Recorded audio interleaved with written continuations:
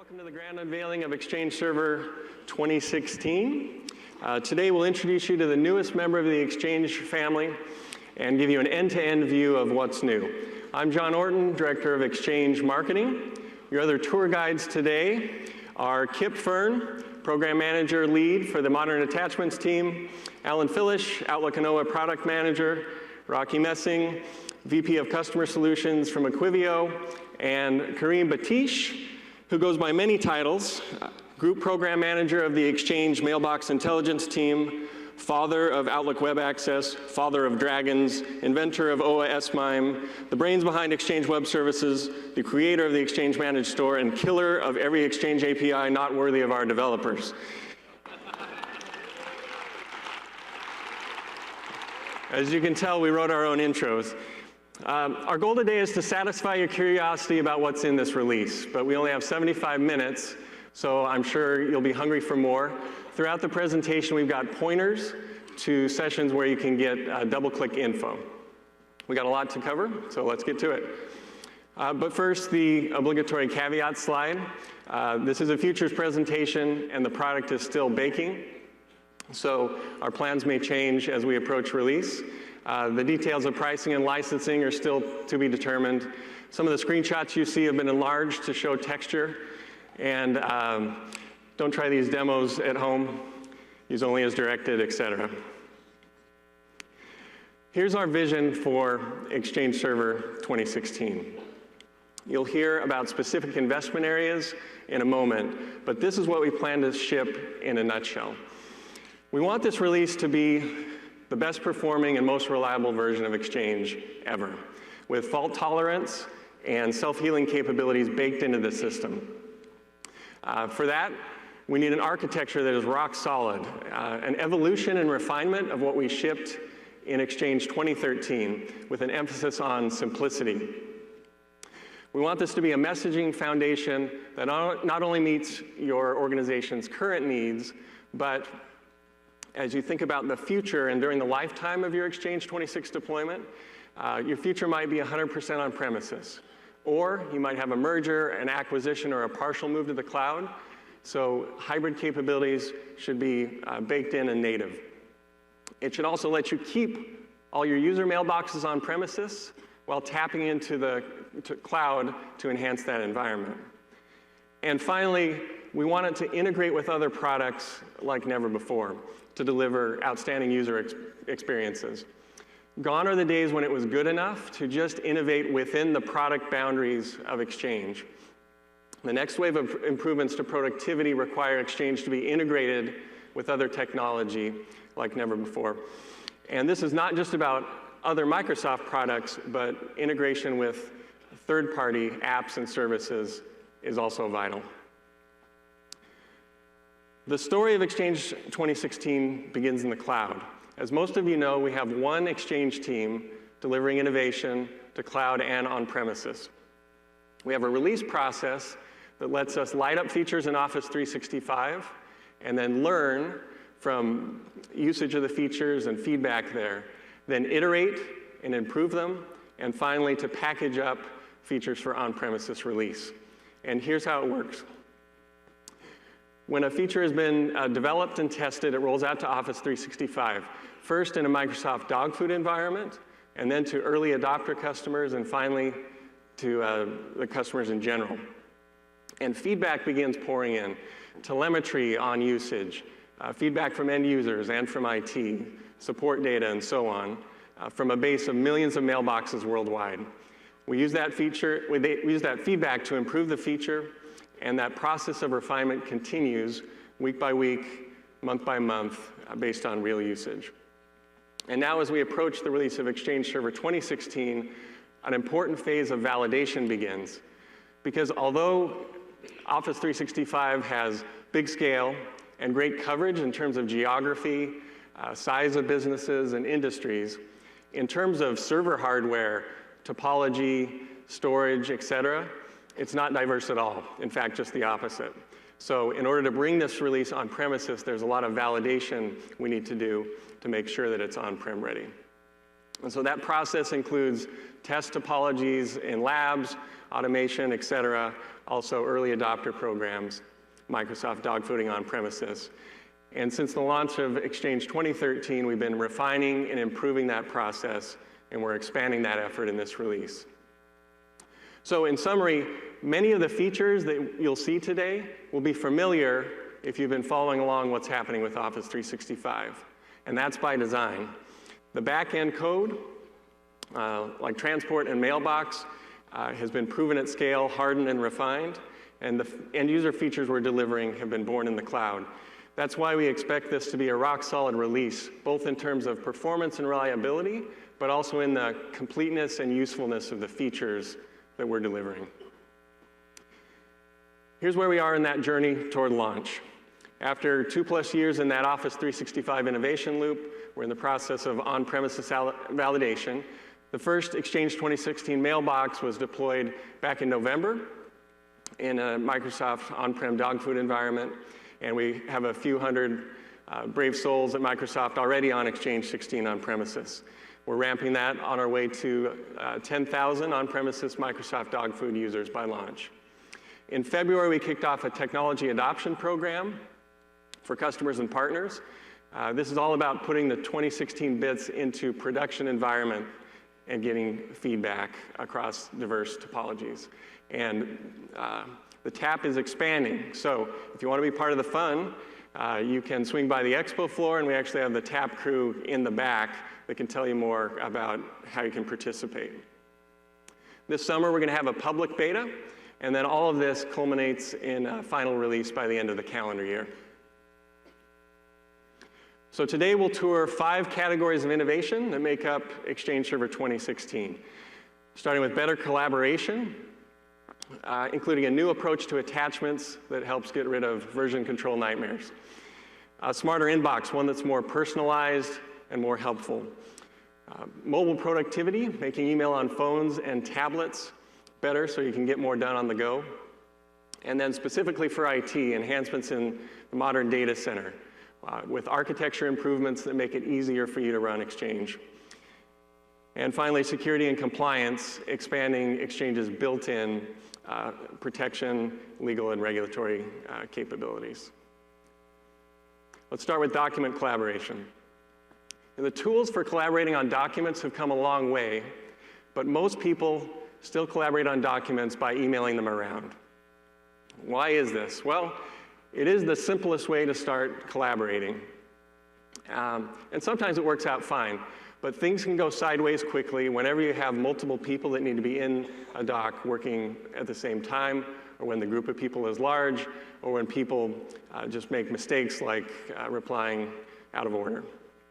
So what starts well often ends badly.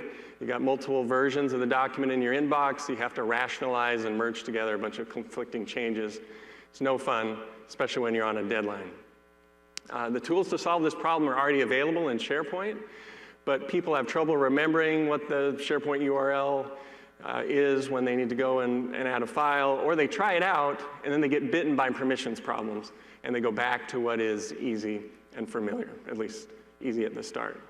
Wouldn't it be great if there were a way out of this, and one that didn't require people to learn an entirely new set of behaviors and be outside their inbox? Well, Kip Fern's going to show us how we're bringing Exchange together with other members of the Office family to solve this problem in an elegant way. And you've seen demos of this already, I'm sure, but Kip's going to give you more details about what specifically we're bringing on premises.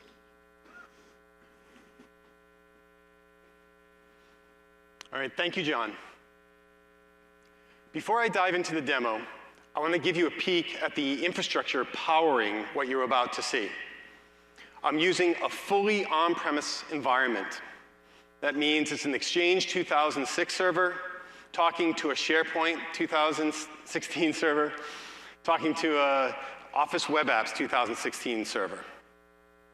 And that's what powers the web versions of Word, PowerPoint, and Excel. To reiterate, this is 100% on-prem. And more specifically, the demo is off of some test boxes back in Redmond. And you're the first people to see this. So keep your fingers crossed. Okay. There's another deployment option as well, and it's on the right side of the screen. It looks very similar to the on-prem setup, except for one piece, and that's where the SharePoint documents are stored in the cloud instead of on-prem. So before I dive into the demo, I want to give everyone an overview. Sorry. Let me switch on over.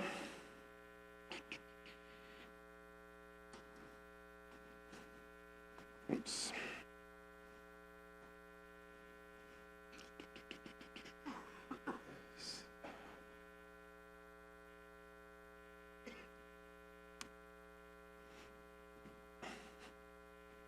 There we go. Okay. All right. So what I'm going to show you now is how we've made this complex collaboration so much easier for both the users who still send around classic attachments, as well as people who are starting to use SharePoint to collaborate more easily. And we all know most people still send around those classic attachments. But I'm one of those users that have run into enough problems with document merging and versioning where I'm putting most of my documents in SharePoint now. So let's take a look at how Outlook and OA can make my life even easier to collaborate with others. So I'm running Outlook Desktop 2016 here, and I'm finalizing my presentation. Right? I'm going to give a big talk at Ignite, and I want to get feedback from my team. My document is already on SharePoint, so I need to finish up my last thoughts before emailing it off to the team. So I'll look it over, okay. Yep, that looks good. Okay, here's what I need to do. Let's finish it up. That looks good, and I'm going to save it. All right, so back in Outlook, I'm going to bring up a draft of an email that I've prepared for my team already. And I'm going to go ahead and attach that document. Now, right away, you'll notice something new. You'll notice that we have a most recently used file list, or MRU for short. This MRU list shows me all the most recent files that I've touched both on my hard drive and in SharePoint. And so the odds that the file that you want to attach is pretty high that it's going to be there. As a matter of fact, our internal stats show that 90% of the files picked from the MRU are in one of the top 3 items. However, if you have a file that's not the most recent, you can certainly always browse your local PC, and you're also able to access other storage services that you've connected with Office. So let me go ahead and attach my presentation. First, you'll notice a new attachment style that's bigger and more descriptive, making it much easier to see more of the file name. Next, you'll notice that the SharePoint link document here looks and feels just like a classic traditional attachment, but it does have this cloud overlay icon on it. You see, we have this mantra. The mantra is that an attachment is an attachment is an attachment. It shouldn't matter to the user whether it was a classic attachment or one that was taken from SharePoint. They should all be treated the same. As a matter of fact, this even means that a SharePoint linked attachment will show up with that paperclip icon in your inbox, which makes it easy to identify and even filter on. But there's even more magic. One of the other big pain points one runs into when they copy and paste links into emails is permissioning, or specifically lack thereof. How many times do you receive a link in a document and you click on it and you get that, sorry, but you're not authorized to see this yet? Well, we've solved that problem for you too. Because when this email is sent, all recipients in the email are automatically permissioned to edit this document. And you can see that right here as well, where it clearly states that these recipients will be able to edit. And yes, you can easily switch this to change your permission to view only if you want as well. So I'll send that off. But remember this important fact. When the recipient receives this email with the linked SharePoint attachment, they'll be editing that single version on SharePoint. So you will not have to worry about all the confusion and merging problems that we've had with the past. So because of the power of Exchange, SharePoint, and Office working together, sharing has never been so easy and seamless. Now I'll switch to OWA. And we'll take a look at a more common scenario where people author their documents locally and then send them in the regular email. So now I'm at home, and I work 24/7, and I've been working hard on my 2016 product strategy, and I will get feedback as soon as possible from my team for a big executive meeting that's coming up. And because I'm at home, I'm going to use OWA. In this case, I've already created my document on my local hard drive, and I'm ready to send it off. But I know I want to collaborate on this, and so I don't want to have to deal with the merging from my multiple team members coming in.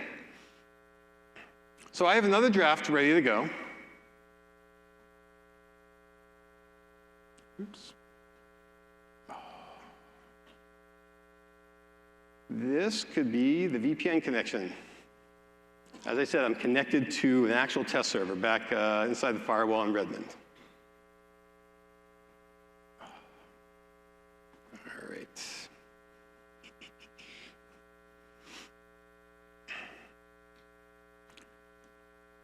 The one downside of OWA is if you don't have an internet connection, it makes it tough. You just try reconnecting.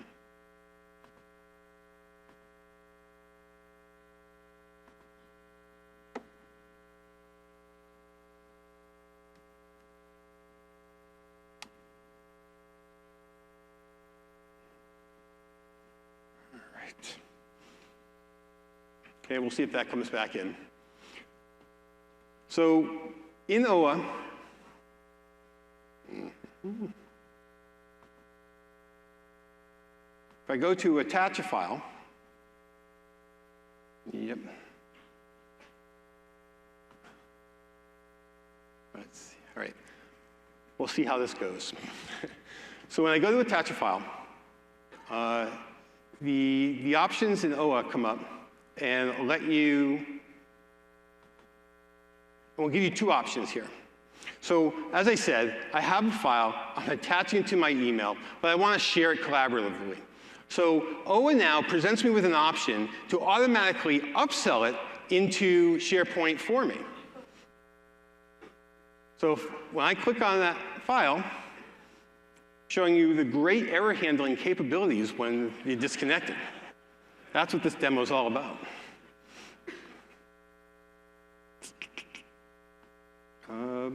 Try one more time.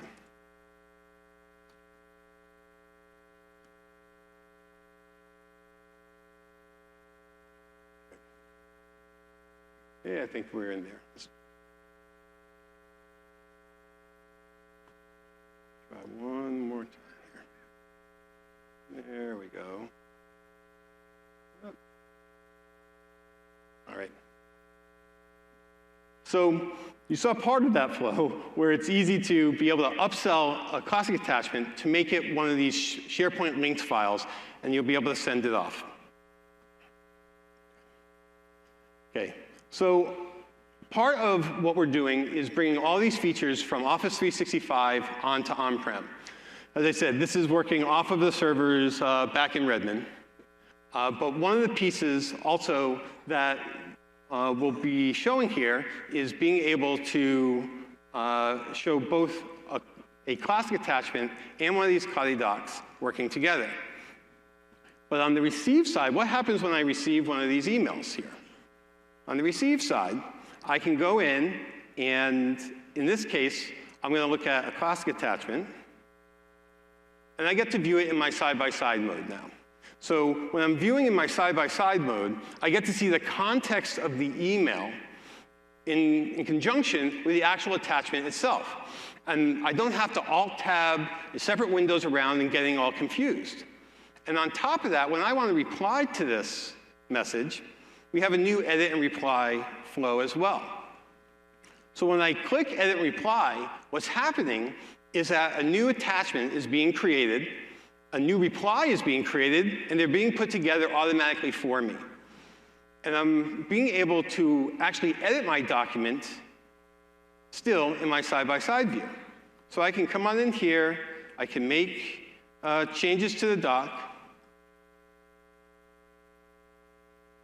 and I can then send it on its way. So it used to be download the file, rename it, make your changes, reattach. Now all happen with one click of a button, staying with that same browser session. And if that file was a shared link from a SharePoint file, it would be even better. Because using the power of the Office Web App Server, I'd actually be co-authoring on that document.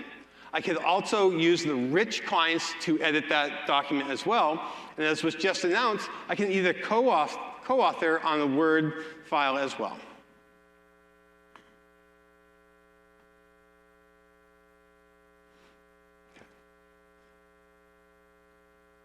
Okay. So it really is great integration with all the Microsoft products when the network connection is working. All right. There are a couple other features that I'll just mention here too. One of them is that a lot of times when you receive an attachment, you want to save it, right? But you want to save it to SharePoint. So we also make it very easy to save to SharePoint as well, where you'd be able to get a save to SharePoint link straight in your attachment, and that would, with one click, be able to save to SharePoint. So you don't have to deal with messy downloads and re-uploads anymore. And then there's one final feature as well. OWA is now smart to know how big the files are and what your limits are on your email servers. And so if you try to attach files that are too big, OWA will do one of two things. If you attach something more than 5 megabytes, it will suggest that you send it as a SharePoint linked file instead. And if it goes over your actual limits on your server, it will block you from attaching as a classic attachment, and you will only be able to send it as a linked SharePoint file. So no longer will you have any issues with large files. We'll be able to handle them all. So thank you very much. My time is now up, and I will introduce Kareem. Thanks, Kip. Set those there.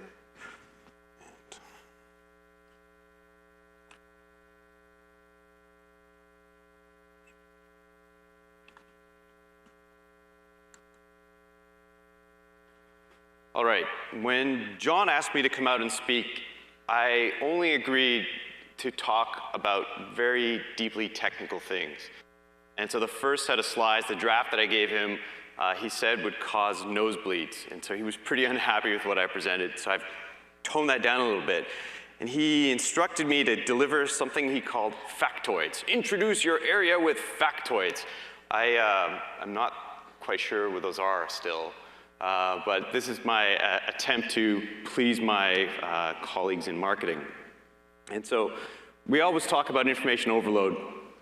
In a simple sense, a way to think about it is just more information than any person could possibly process arrives in our mailbox every day. A study McKinsey commissioned recently showed that people spend about 30% of their time at work dealing with mail. And then in addition to that, near 30% time, people spend another 20% of their time looking for information they already have, whether it be mail or otherwise, or their colleagues have. Now, that's really interesting. We didn't really have a great way to map that to what we see in the Exchange Online Data Center. And we really are learning a lot from our users, from usage, from what we see in the cloud and how people use our service. We want to bring that to you in the form of a great version of Outlook 2016 and a great Exchange 2016 on-prem. What we see in Exchange Online is that about a quarter of our users, there's a broad range of them, get down to 0 messages in their inbox every single day. Is there anybody here who actually does that? Well, not 25%. Now there's the other side, which are like the 10% folks. I call them hardcore pilers. They're people who never move messages, seldom delete things. They use read unread to figure out what they're doing. That's it. How about those guys? Are any of us here? A lot more. Very nice, very nice. Now, there's this broad range of us in the middle. Some of us have some rules. We might move things to folders. We kind of look for them later. We're not sure where everything is. Most of us give up. What that's done is it's given birth to, here's my factoid, a cottage industry of self-help for email overload. There are something like 100 titles, most of them self-published on Amazon.com, which are just incredibly, incredibly convoluted. Some of them cover every single version of Outlook that we've shipped with a new revision of the book. So anybody in the audience write one of these books? I don't see a hand. Okay, I'm disappointed. I was going to throw a t-shirt out if someone said yeah. Now, I really want to take you with me on a journey to show you where we're innovating in Outlook and OA to help users focus on what's important, work more efficiently, and get things done.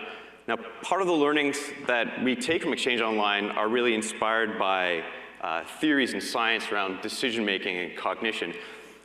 But like those McKinsey studies, in the past we did these really slow, very large-scale studies, or we would do really deep, but ultimately anecdotal studies of what people were doing. We really didn't get a great representation of what people would do from place to place, region to region, job to job. And so we spent a lot of time instrumenting our code to understand users, and I'll walk you through one example. And this is where the marketing guy said the nosebleed started. Now, I want to show you the example from the telemetry we use to understand how people search. Now, with Exchange 2013, we introduced the fast search core to the product to deliver a very extensive, quick indexing engine and search experience for users.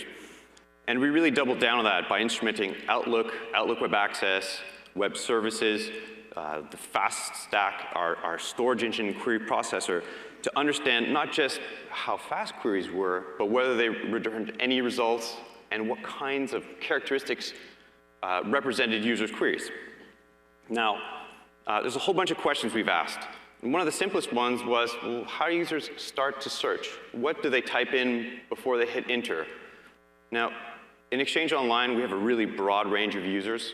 We have students in academia, we have information workers, task workers, managers, decision makers, and a lot of IT folks, folks in this audience included. Are there patterns through those users? And with a global audience, users writing and speaking over 100 languages, do you think that their searches look the same around the world? Does anyone have a guess? Are they the same? No, this guy said no. You get a shirt for saying no. Here you go. Oh, bad throw, good catch.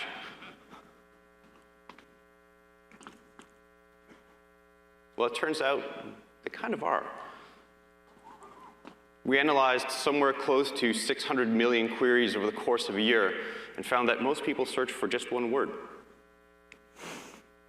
And just about everywhere. The way to read this is we see people do searches just about everywhere, start with 5 or 6 characters and hit enter.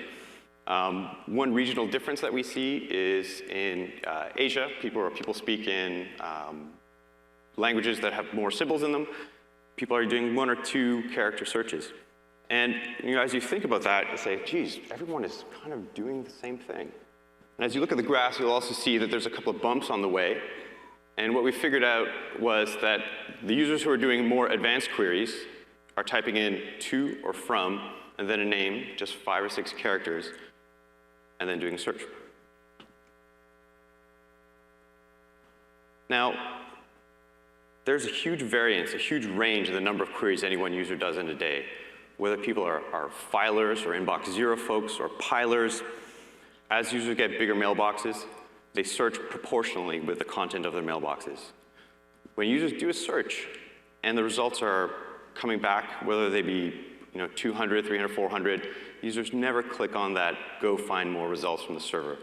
Most queries are just generally small. They come back with 30 or 40 results.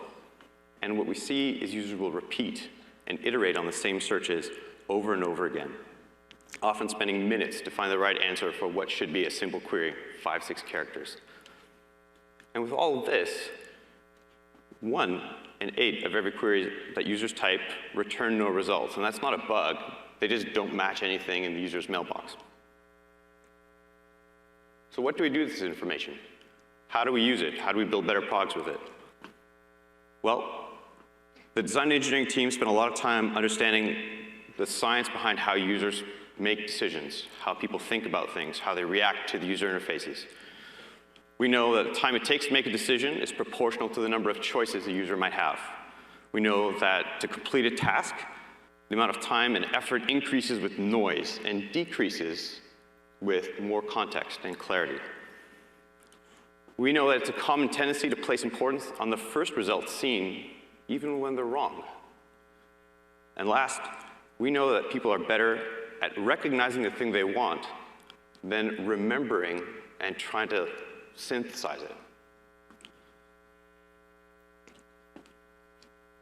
So we took that information and we focused on really 3 things in the area of search in Exchange 2016, and you might have seen in Outlook 2016 yesterday. It really is about nailing the fundamentals. We spent a lot of time delivering significantly faster search results. Fast is more important than anything else. Most queries in Exchange 2016 with Outlook 2016 will return in under a second, and in many cases, well under a second.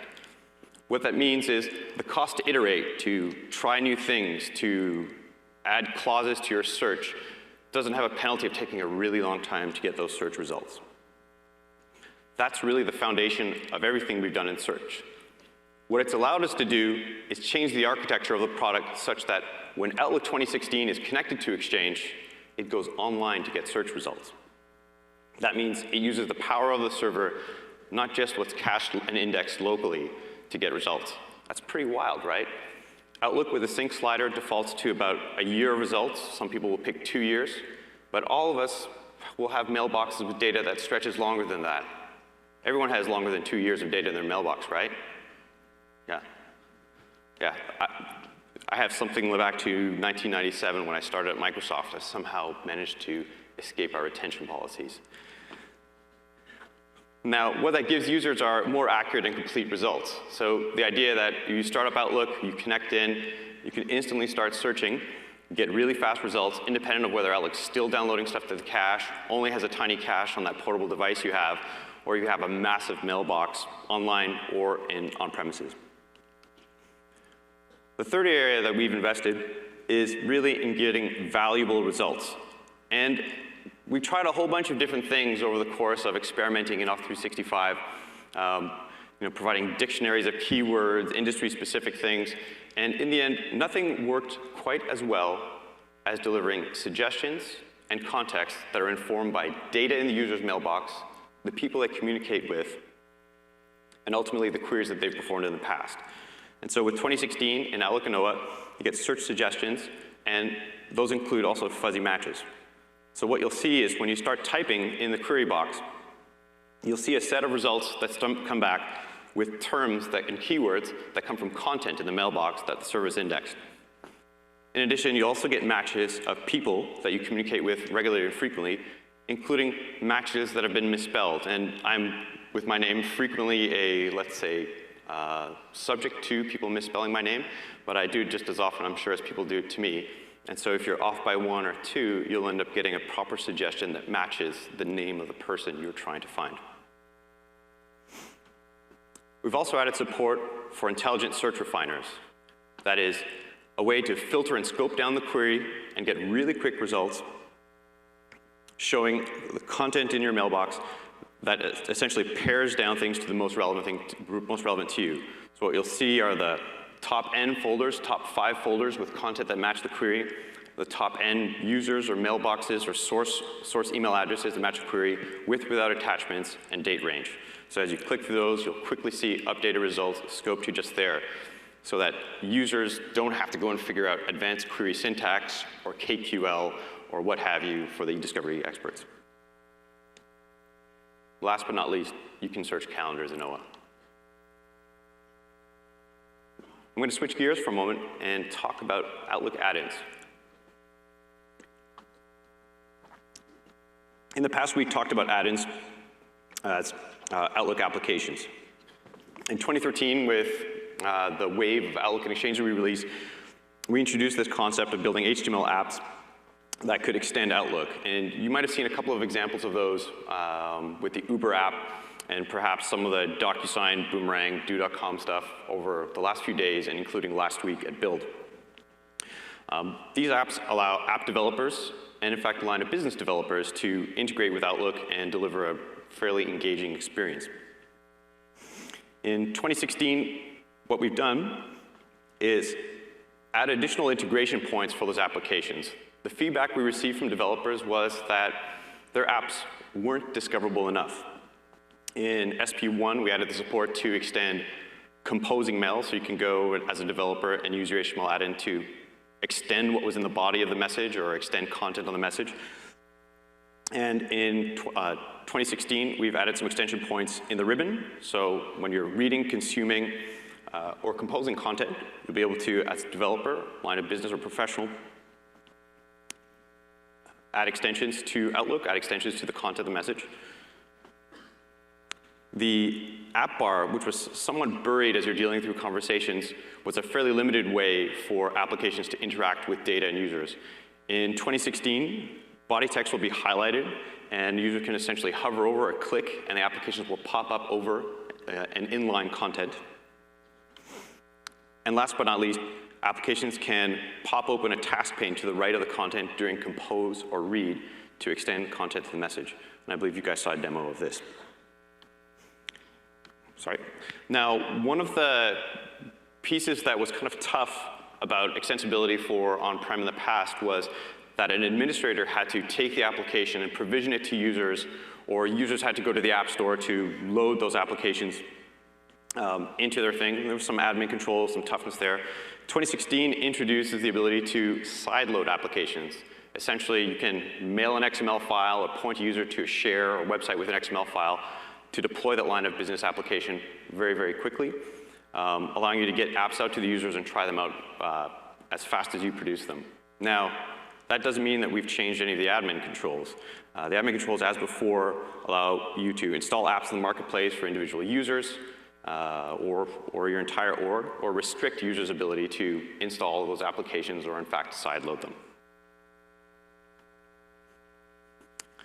Now, while we talked about add-ins before and ways to integrate with a user experience, the other part of extensibility that we've added in 2016 is a REST API. Now, the REST APIs really simplify programming against Exchange. If you're familiar with very simple web programming, typing in a URL with a query string, you know how to code against the REST APIs for Exchange. The REST APIs are an easy set of APIs covering mail, calendar, and contacts, and they're designed really to be open and flexible. Along those lines, we've built SDKs that are open source through GitHub that allow you to build these apps using .NET, iOS, Android, Node.js, Ruby, Python, so on and so forth, and really simple single-page JavaScript web apps that interact with the server. The REST API's JSON payload format makes it pretty great for both web and mobile app development. And so as an on-prem developer, as a line of business developer, it's a pretty straightforward way to get started and coding against Exchange really without much experience. Now, the new API won't break existing apps that use EWS. We haven't removed anything from EWS, so existing apps keep working. We're focusing a bunch of investments in this REST API to try to bring it up to a rough level of parity with EWS. And one of the real reasons for that is that the REST API is consistent across all of our Office server applications, Active Directory, both on premises and in the cloud. So that makes it quite straightforward to start building apps in a consistent way across all Microsoft platforms, independent of where the server's services or user data is located. Now, I'd like to talk more about inbox enhancements, but I think Alan is going to come and give you some demo. Thank you.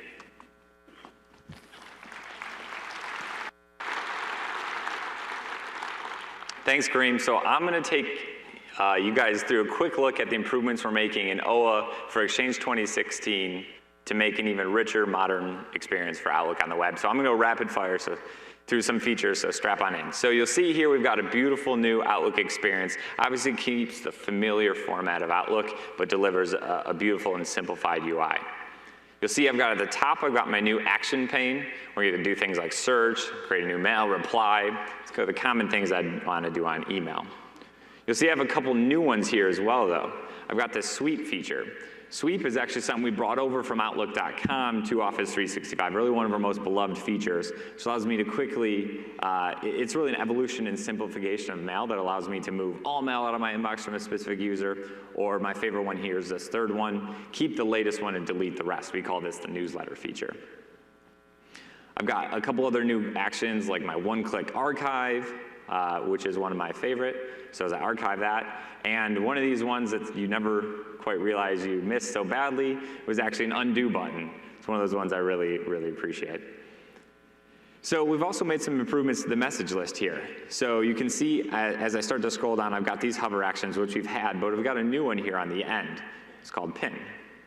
Pin is relatively self-explanatory. As I'm triaging through my inbox, I can go ahead and pin these mails to the top of my inbox.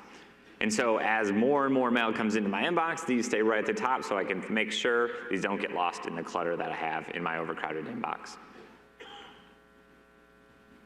Of course, delivering a rich and modern web mail experience means we have to do things, provide rich views for pictures, mail, video, links, and other content within the mail. So you see here I've got these large, beautiful thumbnail previews of these images in my inbox. So it allows me at a glance to see the content that's in this email. In addition, for example, Bonnie has actually sent me this link to YouTube, and instead of just having a generic link at the bottom that I don't understand what it is, I get this beautiful view, and I can go ahead and actually launch that YouTube video as well. So I can watch that without even having to jump over to YouTube. So when I go ahead and reply to this, you see I've got our new quick reply pane, which allows me to do some of the basic actions that I need to, quickly reply, attach items, insert pictures. And of course, on any new mail, one of the things I need to do is add new colleagues. And so right here, we built intelligence, some of the things that Kareem was just talking about, into the addressing experience. So you can see the people I commonly work with, whether they're inside or outside my organization. And I go ahead and add them, and as I start to type, you can see I actually get a refined search here of just the people I care about. Of course, I can jump out to the full email experience. I just want to show you one more example of rich content. So as I come in and paste a link, this is very similar to the one I just showed you. I wanted to show this one specifically, though, because it was great praise we had from The Verge calling Outlook the best email app. Gmail app for the iPhone. So great stuff. If you haven't downloaded yet, I'm going to show it to you in a moment. Definitely get that on your devices. So that was just a quick look at how we're innovating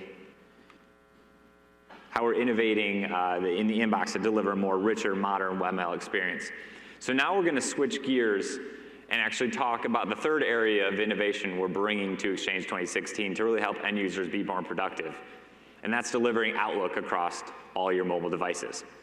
So I've got a bunch of stats up here. I'm not going to go too much into depth on this. Basically what this is saying is people have smartphones. I see about 90% of you on yours right now. People do mail on their smartphones. It's actually one of the things they do most on their smartphones, right behind texting and making phone calls. It's really important ahead of a lot of other things that people think of as important. And the result here is no surprise that over half of all emails are actually first touched on a mobile device. But unfortunately, what we're seeing here is an increase in usage of mail on a mobile device, but not a corresponding increase in productivity on that mobile device. So people just do the basics, they open mail, but they defer everything else to get back to their desk. So I'm going to take you through a demo of Outlook for iOS and then Outlook for Windows Phone, an app we're building currently, to show you how our applications are going to fill into that gap to help people get more done on the go.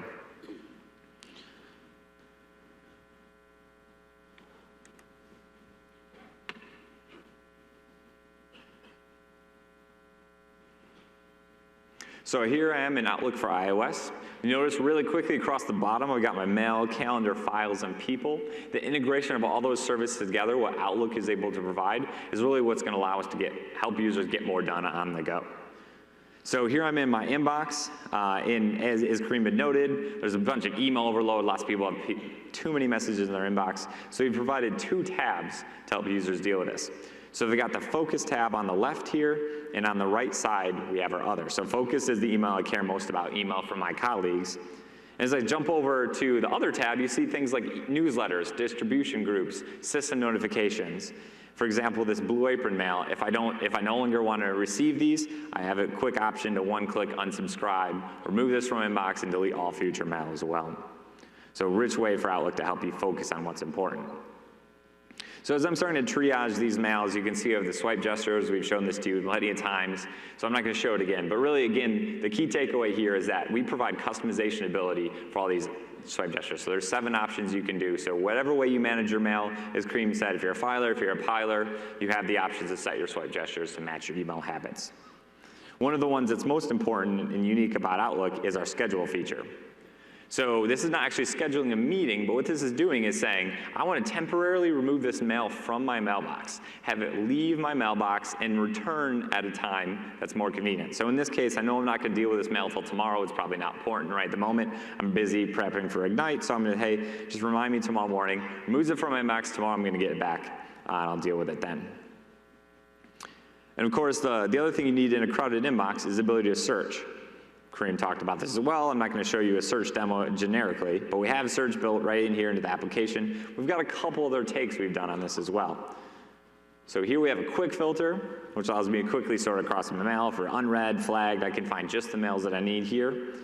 And the other way we really do this is, I'm often thinking about, when I'm thinking about searching, I'm thinking about the user I'm searching for, not necessarily the content of the mail. So I'm thinking, oh, I know I emailed with Bonnie, and so I'm going to click on Bonnie's contact card. And again, these integration between the services allow us to do this, so I can pull up all of her information, including every one of the mails Bonnie sent me, all the files Bonnie has sent me, so all that's available here, so I can take that view on finding all my content. So let's spend just a moment talking about Calendar. So Calendar is a key part of Outlook and an integration point that we have here. Most email apps, including the built-in apps, and ignore Calendar, have a minimum level of integration. Here, Outlook has a calendar built right in. So this means we can do things previously weren't possible. So here we have a mail from Katie Jordan. Katie's outside my organization, so she can't see my availability. So she's asking me when I'm free.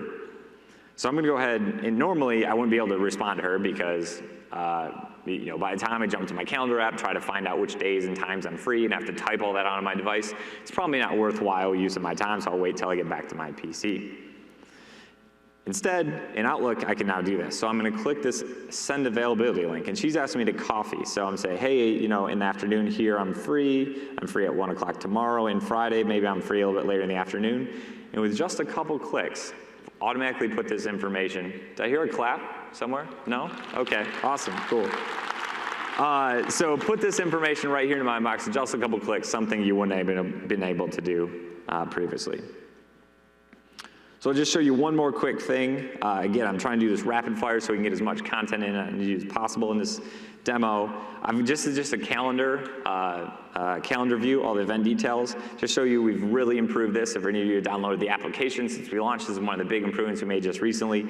Integrating location. I can see all the invitees or accept any of the decline. I can jump right into my link meeting. So again, rich integration and pulled from your Exchange server right here into the application.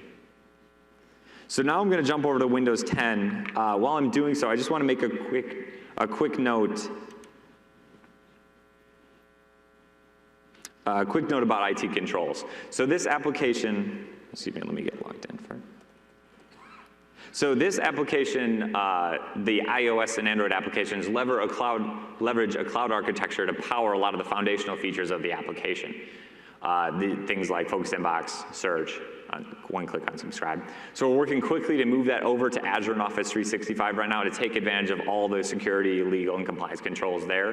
And as you saw yesterday in Brad's Intune keynote, they're also delivering a bunch of IT controls, integrating the full Intune SDK, delivering OAuth for Office 365, as well as multi-factor authentication. There's a ton more coming beyond that, so we know there's plenty of other asks out there in the audience for different IT controls. We're working on them, we're moving quickly. We've had more than one update a week on this application, so bear with us. We're gonna get all those in there and get you excited to use this application. Oh, awesome, I already have some brand new emails in my inbox that I can triage really quickly with my swipe gestures. So here I am, actually, let me go to tablet mode. So here I am showing you the new Outlook for Windows 10. This is a new app we're building for Windows 10. This is still in preview, so there's a little rough bits here, but what you're seeing is my tablet experience. So I'm using a tablet here. I've got this rich Outlook application. Of course, it looks and feels like Outlook. You just saw I've got some swipe gestures. The other area we've really innovated is in the authoring experience. So let me go back to that same mail meeting from Katie. As I come in here, you'll notice we're actually leveraging the power of Word to create a more richer authoring experience. And so up here, I can do all the things that you'd expect, including come in here and adding bullets. As I come down, I can insert a table and come in and format this. And then one of the most common asks we actually have is coming down here, I'm actually be able to edit inline. In Windows 8, you actually weren't able to edit your inline messages, so we've delivered that capability. So really great stuff here in the authoring experience. So you really be able to get your point across. And so actually I did that a little quickly, so maybe I'll jump back. So on the left-hand side, again, the integration between Mail and Calendar is where Outlook really shines. So I'm gonna jump over to Calendar, just show you briefly, beautiful calendar. I can interact again with touch, zooming in really quickly as I scroll side to side. You'll see that catch up, really beautiful calendar experience, pulls in all that rich Exchange information that I showed on the iOS app as well. So with that, I'm gonna go ahead and pass it back to Kareem. This is really in preview, there's a lot more coming. This is all the work we're doing across Outlook on devices. Now I'll pass it back to Kareem for the next section. Thanks.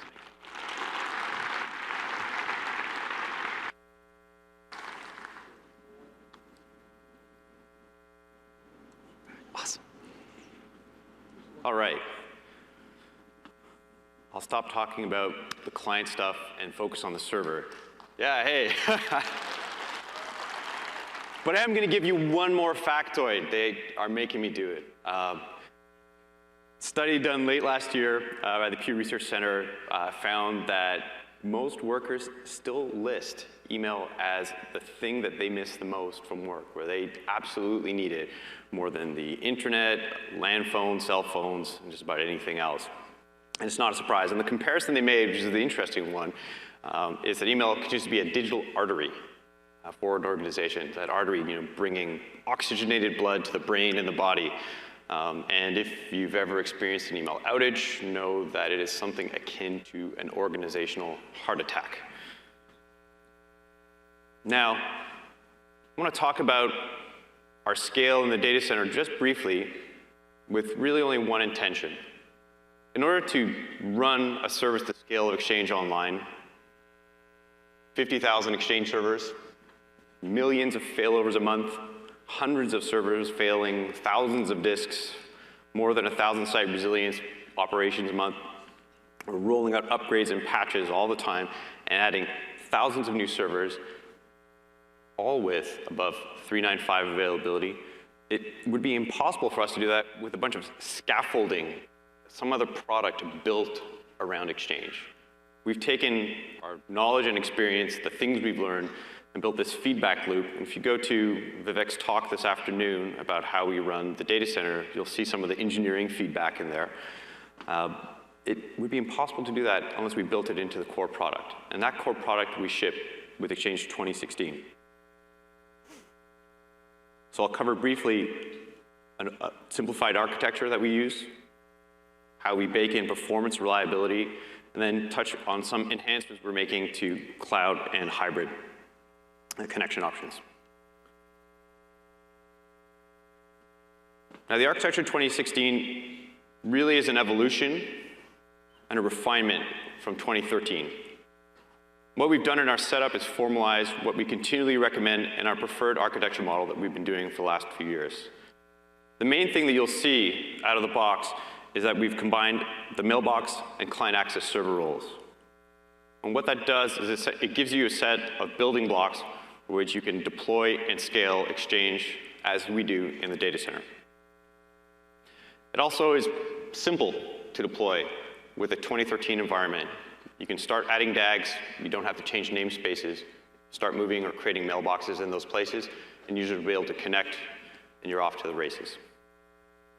There's a couple of talks, particularly the one on preferred server architecture and on deploying Exchange today and tomorrow that I recommend that you attend. Now, the part that's near and dear to my heart is bringing in the automation power and recovery services that we built into the core of the Exchange engine, what we traditionally call high availability, but also involves storage, to on-premises in 2016.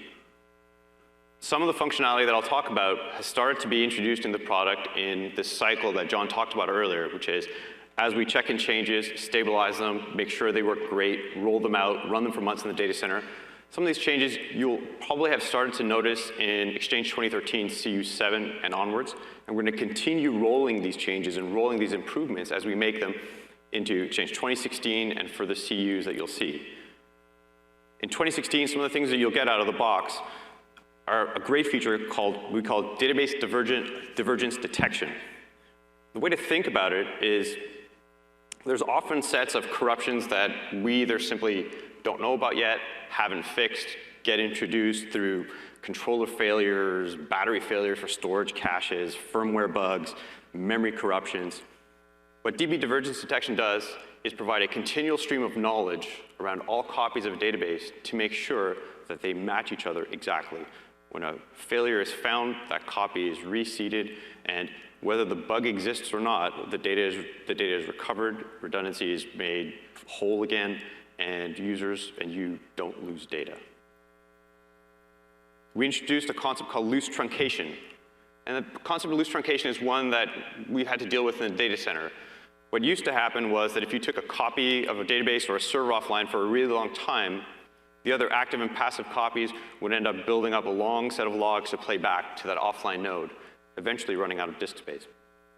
And so what we do during long-term outages is essentially truncate that copy and allow it to be reseeded at a threshold that's reasonable.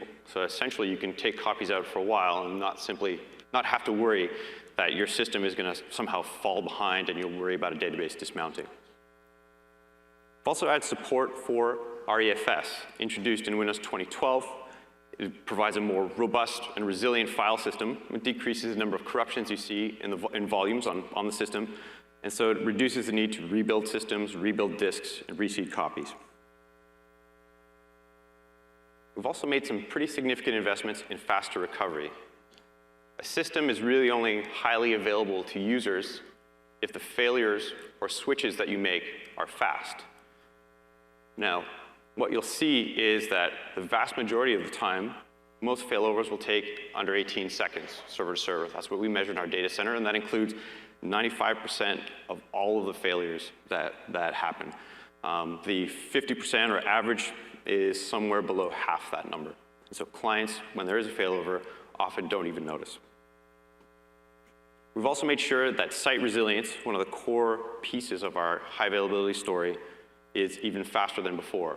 So rather than making, as a person operating or causing a site resilience operation, rather than making that happen by talking to every one of the nodes on a source site, a single command is issued to that site, causing all the nodes to fail over or move to another location. So it ends up happening a lot faster in parallel and scales up higher. We ended up needing to do that for our data centers as each individual site grew to hundreds of servers and dozens of DAGs. The cost of doing those increased linearly, and we simply couldn't have that. We've also done some work to reduce failure domains, the sets of components that are tightly coupled. We're kind of separated out or teased out. The DAG management service is a piece that lets us deploy new DAGs and configure particular nodes of the DAG, and that was coupled with the replay service. And so we've separated that out into two different processes, ultimately, so that when they fail, they can fail independently, because obviously everything is going to fail. Last but not least, the replay lag manager, which we introduced in 2013, is now on by default. So when there are insufficient number of available copies, the lag will play down to restore redundancy in your system. Now, we've also done some work to simplify deployments.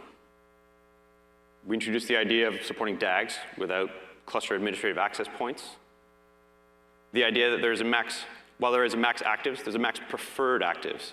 So that when you're doing a redistribution of databases during failures, running our redistribute script, that servers don't get loaded with the absolute maximum number of active copies, but a preferred number that kind of makes a bit more sense when you want to load balance the system. And of course, the max active number still applies in the case of absolute disaster. Now, some of you might look at the Azure File Share Witness and say, ooh, that's not really simplifying things. But for those of us who don't have a third site to have an authoritative file share witness, deploying that to Azure is a lot simpler than leasing space in a new data center or building one from scratch. One kind of small example here that we brought from the data center, which is very powerful, and I'll show in just a moment, is get mailbox server redundancy. It's a commandlet, but that commandlet exposes knowledge that the DAG has about the state of every individual server and which servers can be taken out of rotation for upgrades or which ones are more urgent to go and fix or resolve. Now, in the data center, we know that storage and the backend systems that host data are our most expensive resource. They're the highest cost. Does anyone have a guess what the second highest cost is? There's a t-shirt in it for you. Sorry? Who said network? Sure, I hope it fits. It's the network. And so one of the investments we're bringing to on-prem is the ability to have the search indexing engine index from the passive copy. In 2013 and previous versions of Exchange, the indexing engine would reach across the WAN to the active copy, pull all the data out of that database, index the data, and store it. In 2016, what you'll see in the coming months, not in the current build, is that search index will actually only read from the local copy to go and build an index. When a failover happens, there's an up-to-date index, users can search. But that was done locally rather than reaching across the network. We've added support for BitLocker, so you can get an additional layer of protection for your data while it's at rest. And really, no release of Exchange is complete without talk of IOPS and Mahir disks. And we've debated the number. I think the number is much higher than 22%. We'll get there we'll get a number when we get closer to RTM, but we know that we're absolutely higher than 22% today with a feature that we call delayed lag playdown, which when lags are essentially being played back to catch up to the current version, we defer that to a time when the disk or system is off peak. And that way we give the system resources to the active users, active databases, and essentially allow you to scale to much bigger, slower disks. This is the example I was talking about before. When you run the command get mailbox server redundancy against a DAG, it highlights all of the servers in the DAG and gives you an idea of whether that server is safe to put into maintenance, and if it is time to put it into maintenance, how urgent it is to put into maintenance. We use this as part of our deployment scheme in Exchange Online. We scripted this, and as you can script this to know which servers you can take on and offline. Now, a server is not safe for maintenance if it's important for either maintaining or restoring availability or redundancy.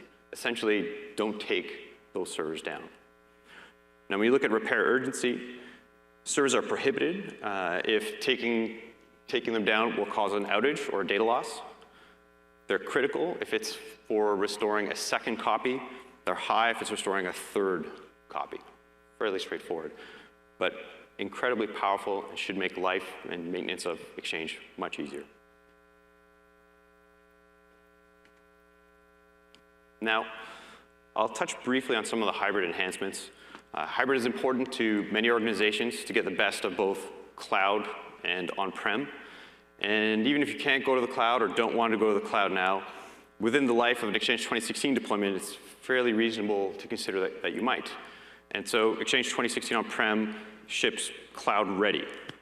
Now, hybrid capabilities extend the Exchange deployment to the cloud to help make transition smooth, and in terms of long-term coexistence, dealing with mergers and acquisitions, greatly simplify things. Really, the main call-out that I want you to walk away from is that we're improving the hybrid configuration wizard to be both deployed from the cloud and supported in the back end from the cloud. It's a tool we introduced back in 2011, and we keep finding new, weird, and wonderful permutations of on-prem deployments that make deploying hybrid tricky. And so part of decoupling it from the cumulative update model of Exchange allows us to iterate and change and support new topologies, new configurations with HCW. And the server backend allows us to push more knowledge up to the cloud and make the HCW a little dumber. But but still support many more things. So it makes it simpler and easier for you to deploy.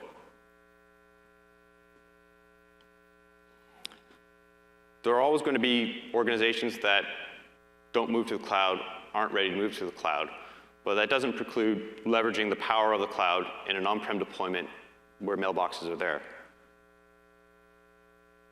The two things that we're adding that's significant in cloud connection options beyond the Exchange online protection capabilities and rights management and encryption that are already there are advanced threat protection, some talk about today and yesterday, and there'll be some more discussions this week. And it's an amazing feature that allows protection against zero-day attacks by chasing links, opening attachments in our cloud sandbox so that your users don't have to find out about zero-day attacks. And last but not least, and we'll have some time to show this later when Rocky goes up, Equivio Zoom, which allows for some pretty incredible e-discovery capabilities. And with that, I'll hand back to John. Thank you.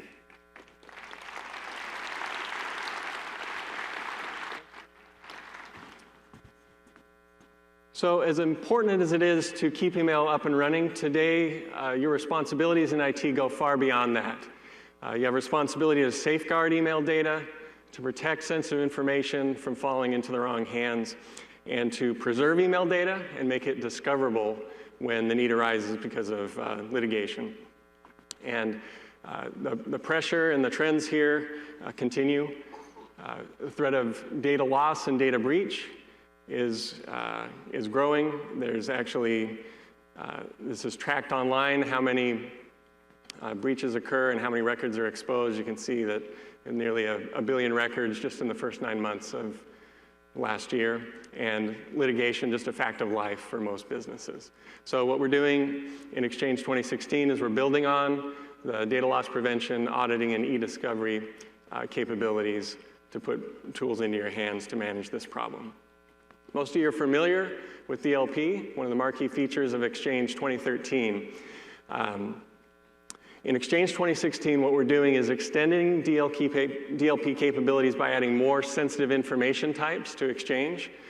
The final number is still TBD, but we'll have at least 30 of these new sensitive information types, with South American, Asian, and European regions being an area of emphasis. We're also updating some of the existing sensitive data types to improve their accuracy. The bigger news in the DLP area is that we're taking DLP policies and making it so you can protect documents in SharePoint and OneDrive. So that concept that started in Exchange is now moving throughout the Office suite, including policy tips in Office applications themselves. All of this helps your users be involved in your compliance process instead of being frustrated by it.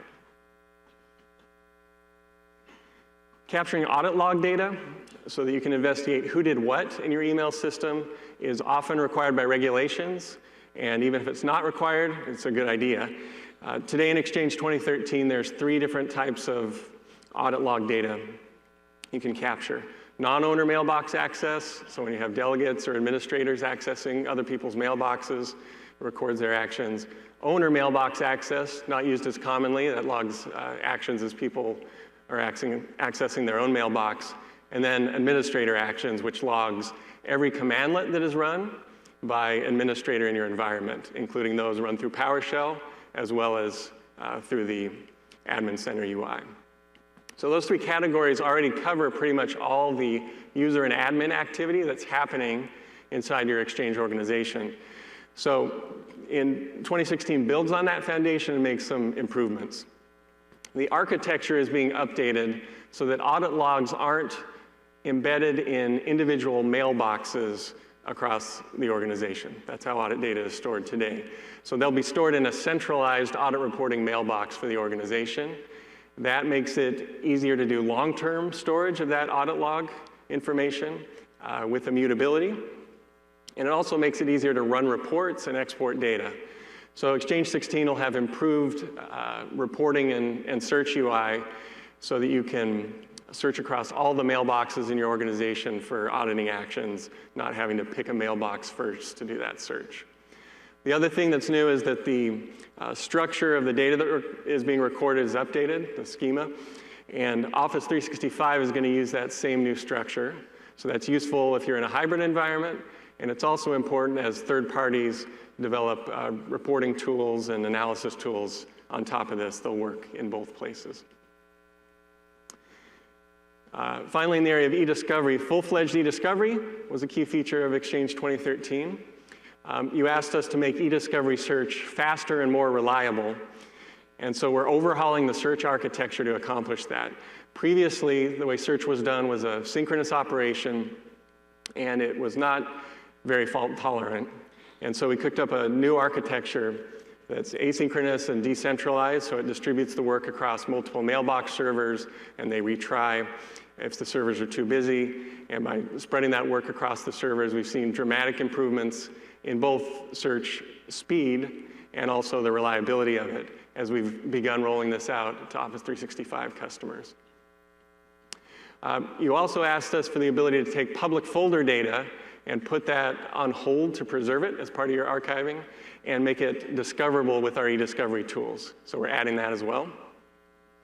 But the bigger news here is that back in January, we acquired a company called Equivio, and they're a leader in applying machine learning to the problem space of e-discovery.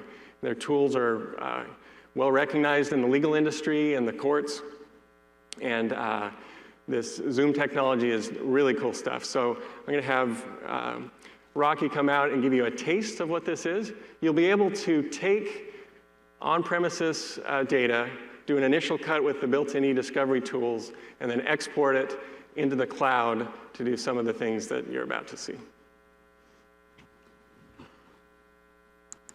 Thanks, John. Hi, everyone. We are really, really excited to be part of the Microsoft team. We only have a couple minutes, like literally 2 minutes, before the end of the session. So we just wanted to give you a quick little taste of some of the analytics that are going to be coming. We've already started on the integration work to get it into the Office 365 environment. Equivio offers various different tools that incorporate text analytics using machine learning. And some of the things that we can do take some of the things that Kareem talked about in terms of search. All the IT administrators in here know your legal department comes to you, they say, hey, we've got a case, we're not exactly sure what we're looking for, so we're gonna run the following 10 keywords, we're gonna run the following 20 keywords, then it gets revised and then they keep coming back and forth and coming to you with more keywords. Well, one of the things that we're able to do is provide themes, thematic analysis on the data, so that you can take all the email, all the documents, everything, put it through the tool, and it'll come out without having to have any user input with something like this, where you're able to go in and basically see what are the various different themes, not just keywords, but actual themes that are taking place within the data set. I can sort it in various different ways to see what are the top themes. I can see what are the different aspects within it, and then go in and start seeing, for instance, in this theme where I'm looking at documents that have to do with agreements. I can go in and see all kinds of things that don't have the word agreements in it, but are related to the idea or the theme, the concept of agreements. So different types of analysis tools that are able to, without any human intervention, see what is going on within any data set, really, really important for investigations. The other thing that we do, amongst many other things that we do, is that we have the ability to do what is called predictive coding. And predictive coding basically allows an attorney to go in, look at a small subset of data, and from that small subset of data, determine what in the larger set of data is relevant and not relevant. It totally replaces keywords. It can work in conjunction with keywords, but it has the ability to identify the relevant data using machine learning without any keyword interaction.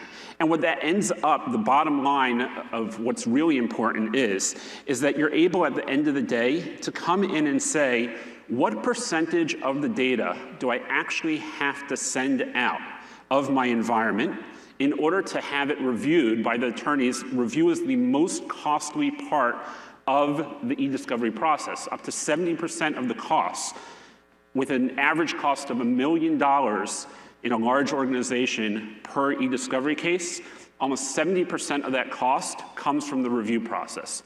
So the more data that we're able to eliminate, and we're able to say, you know what, I can only review, instead of reviewing the entire set, let me review, let's say 20% of the data, and still find 85% of the relevant documents in that collection. It allows you to make a cost-benefit analysis, risk analysis, and it ends up reducing the volume, reducing the risk, and saving you a lot of money. So that's a quick demo. We're going to be doing a complete walkthrough and a walkthrough of the entire Zoom suite in tomorrow's breakout session. So, very good. Thanks, Rocky. John? So that's the last stop on the tour. We hope you've enjoyed this first look at Exchange 2016. As you can see, there's a lot of good stuff coming. We look forward to hearing your feedback about what you saw.